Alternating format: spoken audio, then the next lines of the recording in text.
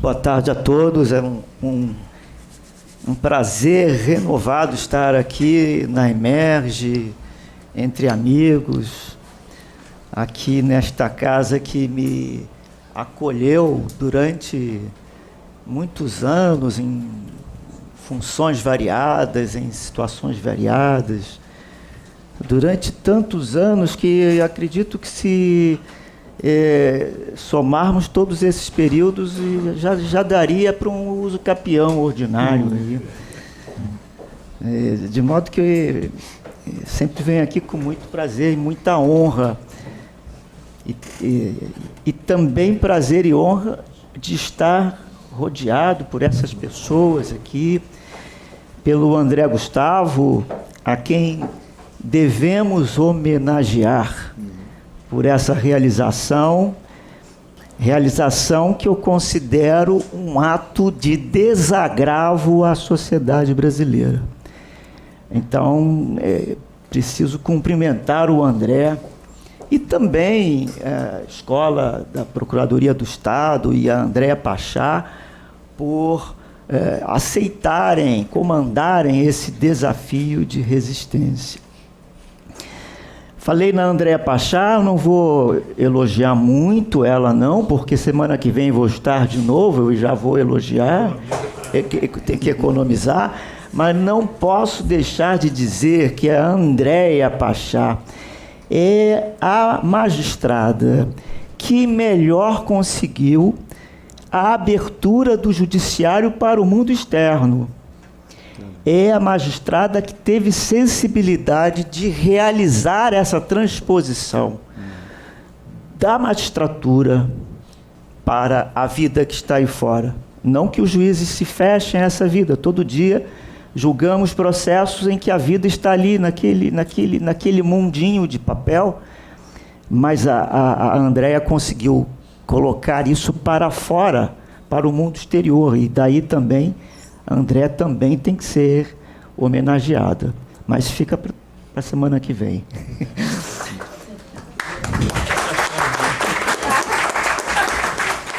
A Andréa, promovida hoje por aclamação, a desembargadora. Né?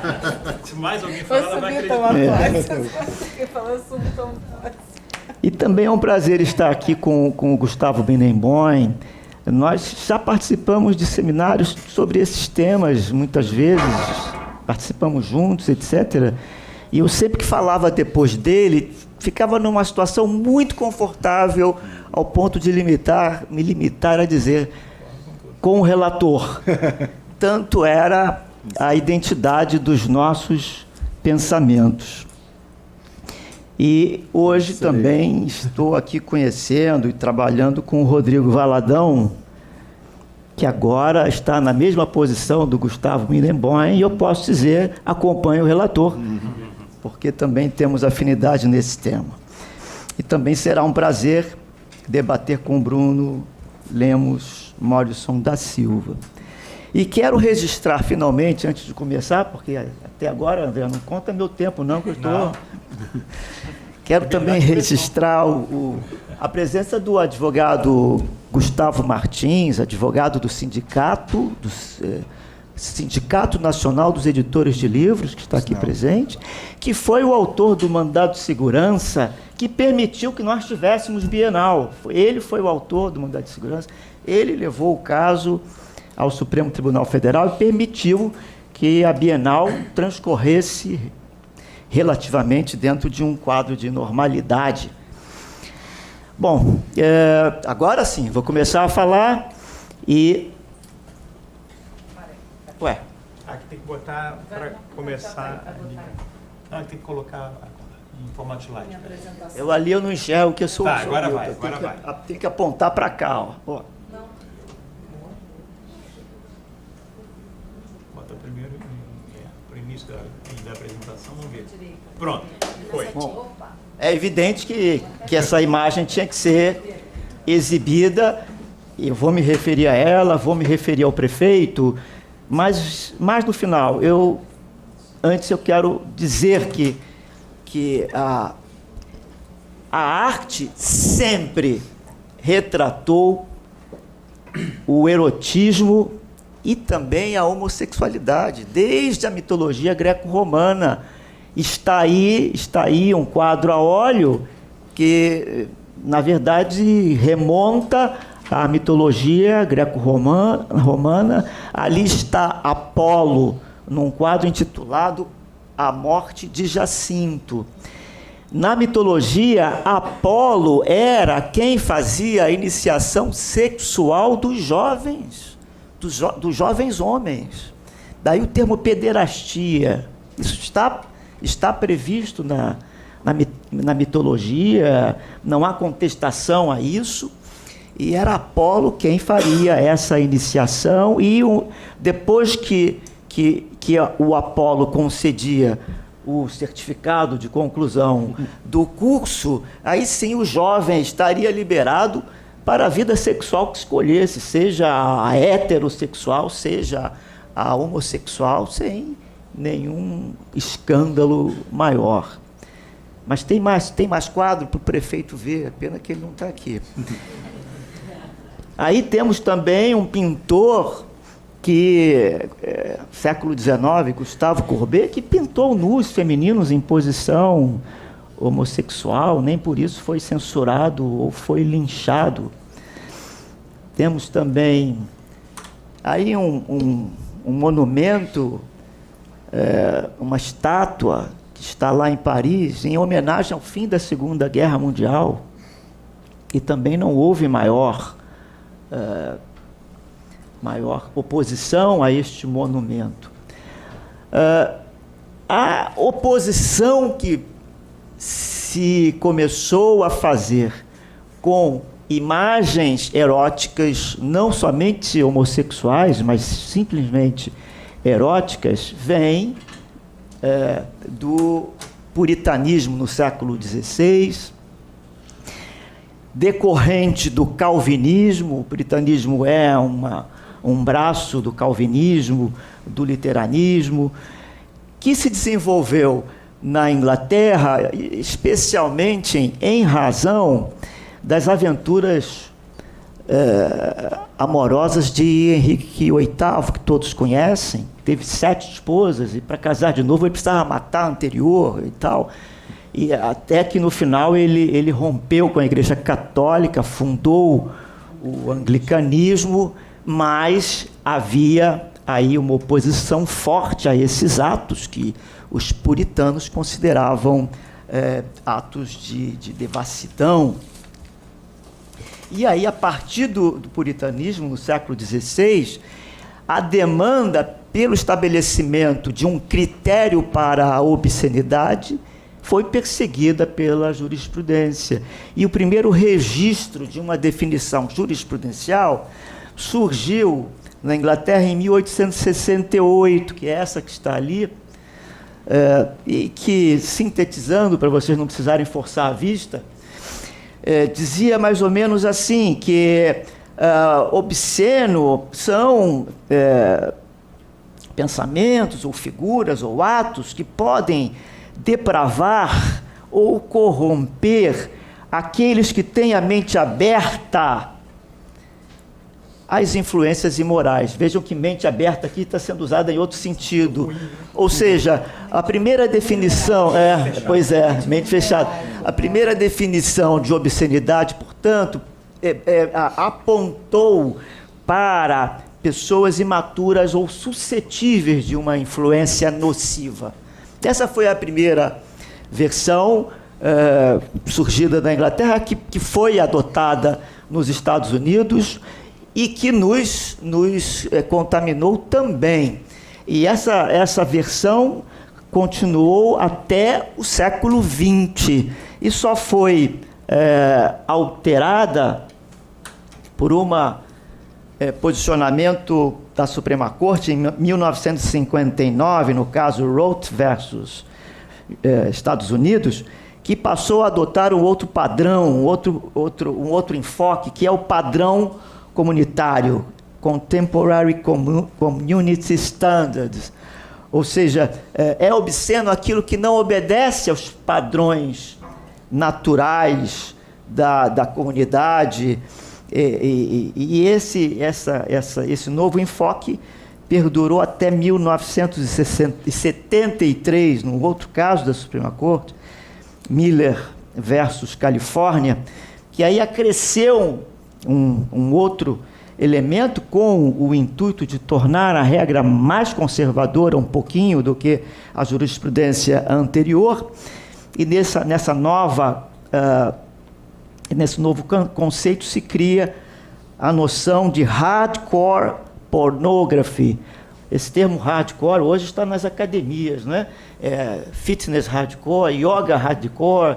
Então, acho que vem dali, né? Vem daí, da Suprema Corte Americana, que passou a aferir o conteúdo da obra para saber se a obra seria pornográfica ou obscena. Era preciso ver se ela teria algum valor social. Se não tivesse nenhum valor social, se fosse apenas obscenidade, aí se justificava a restrição à obra, seja ela qual fosse.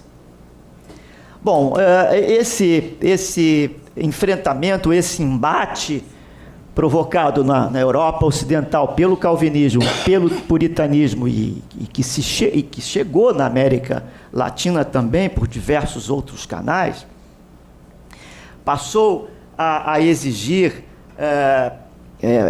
passou a se incrementar e a exigir reações cada vez mais severas, mais restritivas, e se aponta aí no nazismo uma comprovação de quão agressiva foi a resistência dos conservadores. Está aí um oficial do nazismo, era próximo de Hitler e foi fuzilado por ter pensamentos homossexuais. Apenas pensamentos, ele nunca foi surpreendido em algum ato, apenas por pensamentos homossexuais. E o nazismo, então, levou às últimas consequências esse embate, essa perseguição aos homossexuais, tanto que acabaram nos campos de concentração. Não foram só judeus que morreram em campos de concentração, foram também homossexuais, foram ciganos, foram comunistas e foram socialistas. Todos eles tinham o mesmo fim. A outra cena já é conhecida, e chegou-se aí também a queima de livros, não só por motivos de obscenidade, etc., mas por outros motivos não recomendáveis sob o ponto de vista do nazismo. Cada vez mais, portanto, esse segmento exigia um rigor nos padrões morais que pudessem cada vez mais restringir a execução ou a publicação, a exteriorização de qualquer obra de cunho erótico e também homossexual. Ao ponto aí de Donald é ato falho, Ronald Dworkin, isso aí no Brasil também houve resistência contra a ditadura por parte dos homossexuais, mas aí está o Ronald Dworkin tentando explicar um pouco, cada vez esse rigor maior dos padrões de moralidade, e ele diz: a maioria das pessoas, e ele se refere aos Estados Unidos e à Inglaterra, e podia estar se referindo ao Brasil de hoje também, a maioria das pessoas prefeririam a censura substancial, se não a total proibição de livros, revistas, fotografias e filmes sexualmente explícitos. E aí ele justifica por que à la Freud, porque Freud diz isso também. E essa maioria inclui um número considerável dos que são eles próprios consumidores de qualquer pornografia que seja oferecida. Faz parte de uma complexa psicologia do sexo que muitos que nutrem um gosto fixo pelo obsceno preferem vigorosamente que seus filhos, por exemplo, não os acompanhem neste gosto. Freud explica também isso da mesma maneira. O fato é que é preciso reconhecer que a censura moral viola a liberdade de decisão das pessoas, portanto, viola valores constitucionais. Mas os conservadores, e aí eu me refiro a essa corrente do puritanismo e de outras tradições religiosas que seguem os mesmos princípios, essas correntes da sociedade brasileira que, embora sem seguir uma tradição religiosa, partilham do mesmo princípio de moralidade, etc., essas pessoas estão aí na sociedade e devemos respeitá-las do mesmo modo que nós, que talvez estejamos do outro lado, de um lado mais progressista e mais liberal nesse assunto, essas pessoas estão nas sociedades e é preciso que elas convivam. Uma não vai eliminar a outra. Uma não vai fazer com que a outra deixe de existir. Então, nós precisamos demarcar o campo do embate. É isso que se tem que construir. A eliminação não é possível. Então, temos que construir, não é possível nem desejável. Então, temos que construir o campo do embate. O campo do embate só pode ser o campo traçado pela Constituição. E aí, o artigo 3º dá uma diretriz. Diz lá que é um dos objetivos da República promover o bem de todos, sem preconceitos de origem, raça, sexo, cor, idade e quaisquer outras formas de discriminação. Esse é o campo do embate. Esse é o campo democrático do embate. Bom, agora vamos ver se o prefeito sabe que o campo é esse. Vejamos lá no Twitter se ele sabe qual é o campo do embate. Ele diz lá: pessoal, precisamos proteger as nossas crianças. Por isso, determinamos que os organizadores da Bienal recolhessem os livros com conteúdos impróprios para menores. Não é correto que elas tenham acesso precoce a assuntos que não estão de acordo com suas idades. Ou seja, o prefeito, fugindo do campo do embate, ele decidiu que o conteúdo é impróprio. Decidiu eliminar toda uma parcela da sociedade que tem o direito de achar que aquele conteúdo não é impróprio. E depois, ele determinou que se recolhessem os livros de ofício, ou seja, a prefeitura recolhendo os livros. A própria prefeitura. Por fim, ele não demonstrou a mesma preocupação com um beijo heterossexual. O beijo heterossexual não foi objeto de preocupação do prefeito. Aí está a discriminação, que está evidente, aberta, escancarada.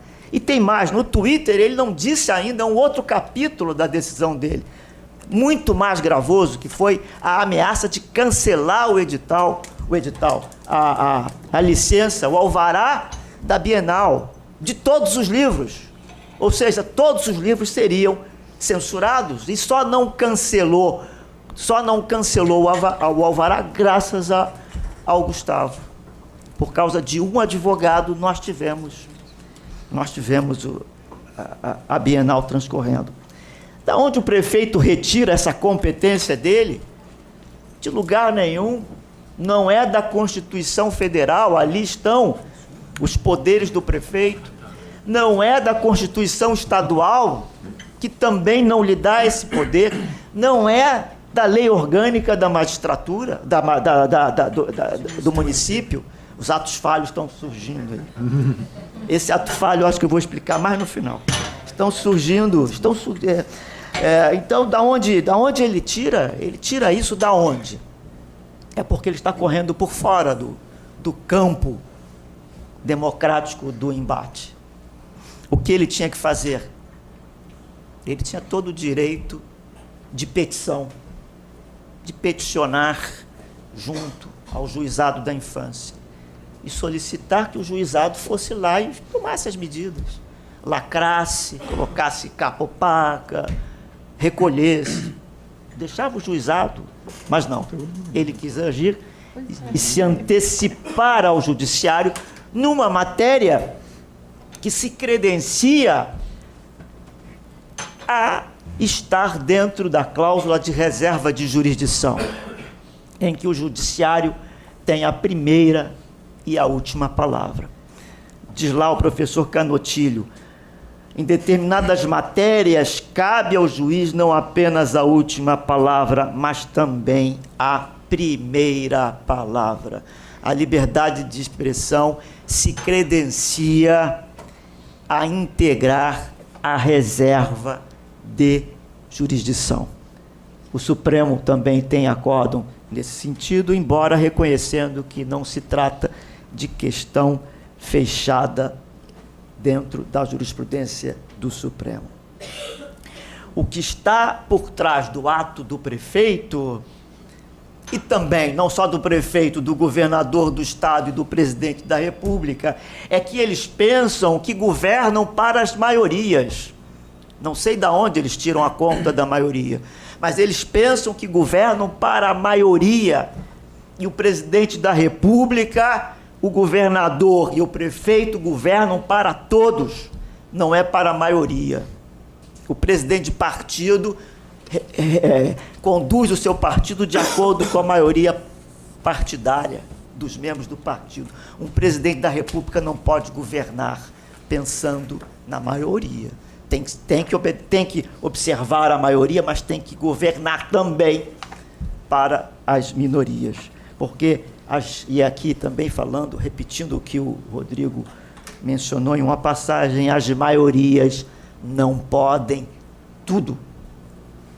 Ferraioli diz: a primeira regra de todo pacto constitucional sobre a convivência civil não é precisamente que sobre tudo se deva decidir por maioria, mas que nem tudo se pode decidir ou não decidir, nem mesmo pela maioria.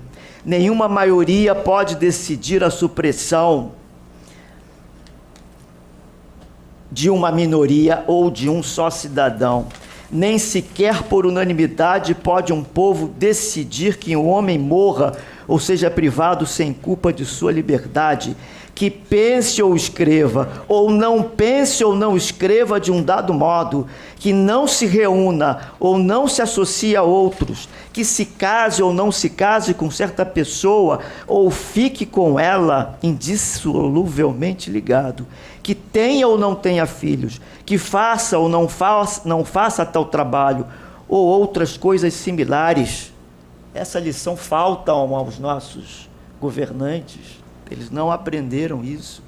E foi exatamente o reconhecimento de que as maiorias não podem tudo, que a Suprema Corte Americana, num caso paradigmático, liberou o filme O Amante de Lady Chatterley, que na época provocou uma grande discussão, isso em 1959, e a Suprema Corte decidiu que a garantia de liberdade de expressão não está reservada para aquelas ideias que são convenção ou são a maioria do pensamento.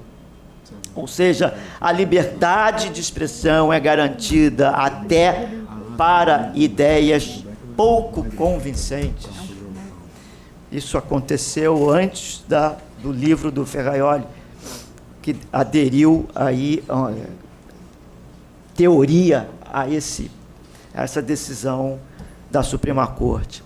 Então, concluindo, a decisão do prefeito é inconstitucional, sem nenhuma dúvida, é discriminatória, tinha que ser cassada pelo Supremo Tribunal Federal, como foi, e aí o meu ato falho vem aí de uma crítica que é preciso fazer, crítica à atuação, não à pessoa, a atuação do presidente do nosso tribunal, que suspendeu a liminar deferida por um desembargador Heleno, que não observou que o prefeito não podia fazer aquilo, esponte sua, ele não tem poder, ele não tinha competência. A primeira coisa que se analisa é se as partes têm legitimidade.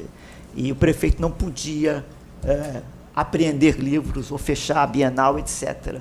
Não podia. Então, de maneira nenhuma, a liminar concedida no plantão poderia ter sido suspensa. Houve aqui também inconstitucionalidade.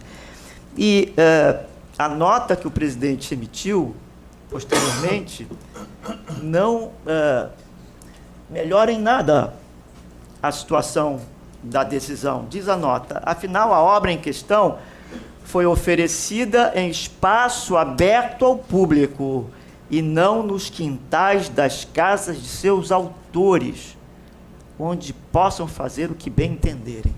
Ou seja, o beijo homossexual só nos quintais. O beijo heterossexual público. Isso não é discriminação? Isso nos remete a um pensamento do cientista político Nelson Saldanha, num ensaiozinho desse tamaninho que convém ser lido, chamado A Praça e o Jardim. E ele estabelece o que podia, logo na ascensão do liberalismo democrático, né? O que podia estar nas praças e o que deveria estar guardado no jardim. Então, os amores impublicáveis tinham que ficar no jardim.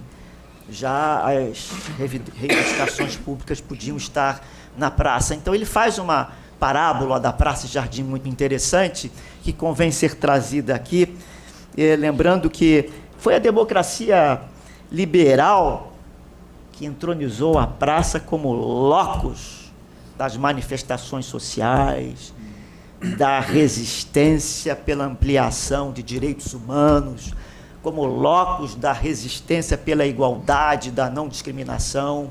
Então, o locus para beijos heterossexuais também é na praça pública, porque não se pode sequestrar um ato da vida cotidiana como pretendem fazer. A vida está correndo nas praças públicas e não pode ser sequestrada. O totalitarismo é que sempre pretendeu não só restringir a praça pública, como também restringir o próprio jardim. Hoje é a nossa praça pública que corre risco. Amanhã poderá ser o nosso jardim. Muito obrigado.